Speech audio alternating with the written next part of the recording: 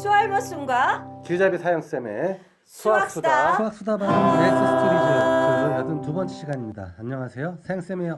안녕하세요, 순이에요. 반갑습니다. 반가워요. 너무 하시는 거 아니에요? 갑자기 당황했어요. 이런 날도 있어야죠. 자, 근해공식에 대해서 이야기하고 있습니다. 그 네 번째 시간이에요. 이제 막바로 본론 2차 방정식 네, 근 x는 이 A 분의 B 마이너스 B b 플러스 또는 마이너스 루트 b제곱 빼기 4ac 아직 다 못 외워졌나 봐요. 너 아, 익숙해질 때까지 여러 번 만들면 미치겠네요. 돼요. 자, 그래서 이제 지난 시간에 판별식이라는 네. 이야기까지 살펴봤었잖아요. 네, 그래서 이 값을 왜 판별식이라고 부르고 그 값의 부호에 따라서 네. 근이 어떻게 달라지는지를 살펴봤었어요. 네, 그러면 그 다음에 이제 우리가 또 써먹을 수 있을 만한 게 뭔가를 좀 곰곰이 생각을 해보니 네, 근이 하나가 아니라 두 개잖아요. 네. 그래서 두 근을 하나를 알파, 뭐를 알파라고 할까요? 플러스를 플러스. 알파라고 할까요? 이렇게 두고 네, 나머지 근을 베타, 네, 마이너스가 되겠죠? 라고 해볼게요. 네. 그러고 나서 이제 때때로 우리가 어떤 경우가 생길 수가 있냐 하면 두 근 각각은 별로 안 궁금한데 방정식이 하나 주어져 있고 두 근의 합만 궁금할 때, 합이요. 예, 그러니까 알파에다 베타를 더한 게 얼마인지 요것만 궁금할 때, 아, 문제를 본 것 같아요. 예, 네, 그럴 때에는 굳이 근을 각각 다 따로따로 구한 다음에 더하는 것만이 방법일까? 더 쉬운 건 없을까? 두 개 더했다라고 상상을 해볼게요. 분모는 2a로 통분되어 있죠. 네, 분모는 2a로 통분이 예쁘게 되어 있고 마이너스 b는 똑같은 거니까 더하면 이. 마이너스 2b가 되겠죠. 네. 하나는 플러스 하나는 마이너스니까 이거 두 개를 더하면 사라지겠죠. 그렇죠. 그래서 요 놈만 남게 되는 거예요. 그럼 2를 약분하고 나면 마이너스 a분의 마이너스 b가 B네요. 되겠죠. 예. 그래서 근의 각각의 꼴이 궁금하지 않고 두 근을 더한 게 뭔지만 궁금하면 그냥 이렇게 계산해도 상관이 없대요. 없다는 거예요. 아, 되게 그러면 쉽네요, 이거는. 그렇죠. 두 근의 합만 궁금할까요? 두 근의 곱이 궁금할 수도 있겠죠. 그렇죠. 두 근을 곱한 게 얼마일까? 자꾸 이제 이렇게 써두면 예. 곱하기라는 개념을 아직도 삭제하고요. 딴짓을 하고 있더라고요. 그러니까 그걸 이제 미칠 것 같아요. 자꾸만 이제 수학을 잘 못하거나 아니면 힘들어하는 사람들이 가지고 있는 습관 중에 하나가 자꾸만 의미를 부여해요. 의미요. 무언가 다른 의미. 의미를 빨먹는 게 아닐까요? 아니요. 아닐까요? 이거는 자기만의 의미를 자꾸 부여를 해버려요. 자기만의 의미. 아니 그러니까 너무나 당연히 이렇게 만약에 A, B로 돼 있다면 A 곱하기 B잖아요. 그렇죠. 근데 A, B를 너무 자동적으로 쓰다 보니까 그냥 A, B가 어떤 문자가 되는 거예요. 이걸 안 곱하는 거죠. 그러니까 그렇게 되면 안 되고 항상 처음에 약속을 잊어서는 안 안 된다. 된다. 그래서 정의는 무조건 잘 알고 있어야 된다. 제가 좀 많이 모자라요. 자, 그래서 두 근의 곱만 보면 네, 두 실수의 곱은 분모는 분모끼리 곱해야 되니까 네, 분모는 4a의 제곱이 될 거예요. 네, 그다음에 우리 많이 해왔던 곱셈 공식 기억나죠? 네. 제가 외울 필요는 없다라고 했지만 똑같은 마이너스 b에 하나는 더하고 하나는 뺐잖아요. 네. 뒤에 것도 똑같고. 네. 그러니까 우리가 잘 알고 있는 합과 차의 곱의 꼴이에요. 그러니까 이것은 a제곱 빼기 b제곱으로 동류항이 플러스 ab 마이너스 ab가 사라져서 네. 요 놈만 남게 된다는 걸 알고 있잖아요. 네, 알고 있죠. 그럼 마이너스 b의 제곱은 그냥 b제곱이고요. 네, b제곱 빼기 4ac의 제곱은 제곱근을 없애주게 되니까 이렇게 되겠죠. 네, 그럼 b제곱 마이너스 b제곱은 사라지고 마이너스 마이너스 플러스가 되고요. 4약분 a 하나 약분하고 나니까 결국 a분의 c만 남게 돼요. C만 남네요. 그래서 이런 문자 a, b, c를 우리가 계수라고 부른다 그랬잖아요. 네, 그래서 계수만 알고 있으면 두 근의 합과 곱을 금방 알 수가 있다. 있다는 거죠. 그래서 이 식을 뭐라고 하냐면 근과 계수와의 관계라고 해요. 네, 그래서 계수만 알면 두 근의 합과 곱은 금방 알 수 있다라는 걸 우리한테 알려주는 거죠. 네, 그래서 예를 들어서 2x의 제곱 마이너스 6x 빼기 7은 제로라는 2차 방정식을 줬어요. 네. 일단 인수분해는 안 되는 것 같아요. 네. 그래서 이제 근해 공식을 써서 두 근을 찾아서 할 수도 있겠지만 네. 이 방정식의 두 근을 알파, 베타라 했을 때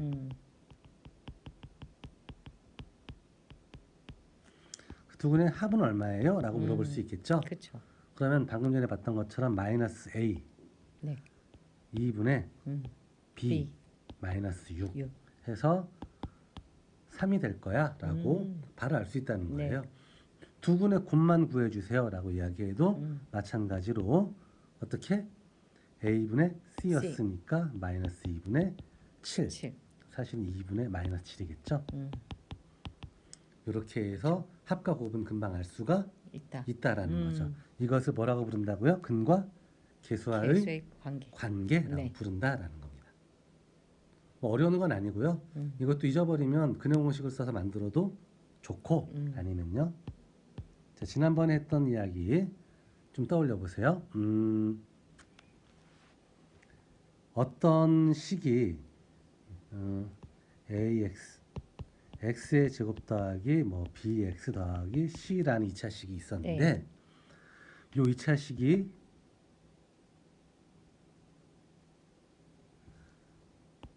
이퀄 0이라는 방정식, 2차 방정식을 만들었을 때의 근이 한 근이 알파다 라는 건 뭘 의미할까요? 알파를 여기 x 대신에 대입했을 때 식이 0이 된다. 식을 계산한 결과가 0과 같아진다 라는 뜻도 되죠. 네. 또는 어떻게도 받아들일 수 있냐면 요 2차 식을 1차 식의 고백꼴로 인수분해할 수 있을 거잖아요. 그렇겠죠. 그 중에 하나가 이런 꼴의 인수일 거야라는 거를 알 수 있다. 예, 알 수 있는 것이기도 하죠. 그래서 근을 알면 인수분해도 할 수가 있다. 그래서 한번 복습해 볼까요? x의 제곱 빼기 4x 빼기 7은 이런 2차식을 인수분해 해보라 라고 누군가 요구했다라고 해보죠. 네. 그러면 일단 얘를 방정식이라고 생각을 해버리는 거예요. 왜냐하면 유리수 범위에서는 얘가 인수분해가 안 되니까. 예, 안 되고 있거든요. 그렇기 때문에 방정식이라고 놓으면 근해 공식에 따라서 x가 어떻게 돼요? 짝수 공식 써볼까요? 2 곱하기 마이너스 2라고 쓸 수 있겠죠? 그렇죠. a분의 1분의 예. 마이너스 b 프라임 하면 2 플러스 마이너스 루트 b 프라임의 제곱 4 빼기 ac 하면 플러스 7 해서 11. 네. 이렇게 두 근을 얻게 되잖아요. 그렇죠. 그렇기 때문에 x제곱 빼기 4x 빼기 7이라는 이 2차식은 x 빼기에 2 더하기 루트 11 요거 플러스 하나요. 네. 플러스 한 거 하나 하고 2 빼기에 2 빼기 루트 11 요거 마이너스 한 거 하나 요렇게 해서 두 개의 근을 이용해서 요렇게 인수분해가 될 거야 라고 봐도 된다는 거죠. 예, 된다는 거죠. 이 2가 어디서 나왔죠? 이 뒤에 있는. 아, x요. 헷갈렸습니다. 예, 미쳤나 보네요. 그래서 x 빼기 요놈, 네. x 빼기 요놈 두 개의 근을 가지고 인수분해 할 수 있고 그래서 제가 뭐라 그랬었냐면 모든 2차식은 뭐가 가능하다? 인수분해 유리수 범위에서가 인수분해가 되지 않더라도 무조건 뭐가 가능하다? 인수분해가 가능하다. 예, 인수분해가 무조건 가능하다. 라는 이야기를 했었죠. 인수분해가 돼서 이렇게 나온다는 거죠. 그렇죠. 두 근이라는 의미는 인수분해 이 꼴로 만든다는 거죠. 아니요. 두 근이라는 얘기는 요 x 대신에 2 더하기 루트 11을 대입하면 계산했을 때 시계값이 0이 된다는 뜻이에요. 그렇죠. 그거랑 상관없이 요 2차식과 요 2차식은 표현만 다른 거지 사실은 예, 똑같은 2차식이야라는 걸 이야기하는 겁니다. 네, 헷갈렸습니다. 예, 그래서 인수분해가 가능해서 근해 공식을 쓰면 무조건 모든 2차식은 인수분해할 수 있다. 예, 있다. 요게 일단 우리가 알고 있어야 되는 내용이에요. 네, 알겠습니다. 자, 그러면 생각을 해볼까요?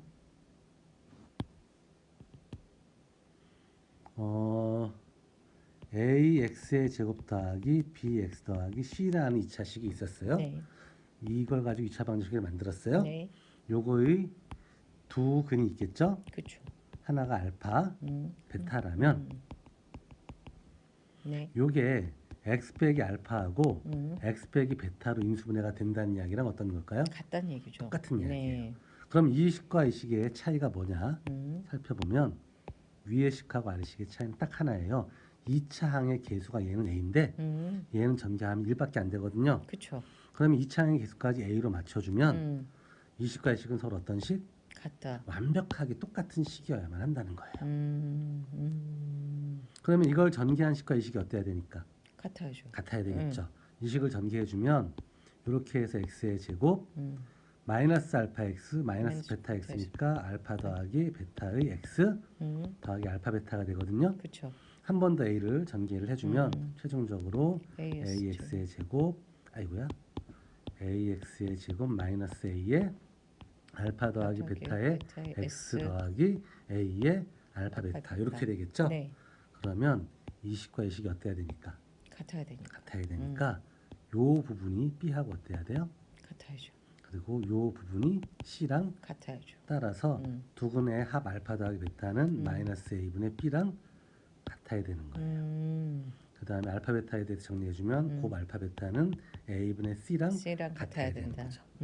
그래서 두근의 합과 곱을 개수로 표현하면 이렇게 돼라는 걸 바로 알 수도 있는 거죠. 네. 우리가 아까 했던 근과 개수와의 관계하고 사실 어떤 거예요? 똑같은 이야기예요. 근데 근의 공식을 쓰는 것보다는 얘가 조금 더 빠르세요. 계산이 좀 더 간단해 보이죠. 그렇죠. 그래서 똑같은 결론을 유도하는데 굳이 근의 공식을 쓸 필요는 없다. 그래서 두근의 알파 베타일 때 근과 개수의 관계를 유도할 때에는 근의 공식을 쓰는 것보다는 이 과정을 쓰는 게 훨씬 더 효과적이라는 거죠. 그래서 인수 분해라는 말의 의미, 그 다음에 근하고의 그 연관성 이러한 것도 우리가 충분하게 잘 알고 있으면 굉장히 다양하게 써먹을 수 있게 되는 거죠. 이거 연관성. 네. 약속드리지 못합니다. 빠른 시일 내에 익숙해지도록 하겠습니다. 뭐 빠른 시일이 아니어도 돼요. 하다 보면 무조건 언젠간 되는 거니까. 들을 때는 그렇지 이건 이 얘기지. 근데 다시 제가 혼자 보게 되면 이게 뭔 얘기였지? 어디서부터 출발했지? 계속 그러고 있습니다. 그러니까 이게 어려운 게 수학이 어느 순간 왜 수학을 포기하는 지점이 생기냐면 개념들이 조금씩 쌓여 나가서 탑 쌓듯이 이렇게 흔들리지 않고 쌓여 나가야 되거든요. 이렇게. 근데 중간중간 얘를 잊어버리면 다시 여기서부터 좀 가보면 돼요. 또 잊어버리면 다시 여기부터 가보면 되고.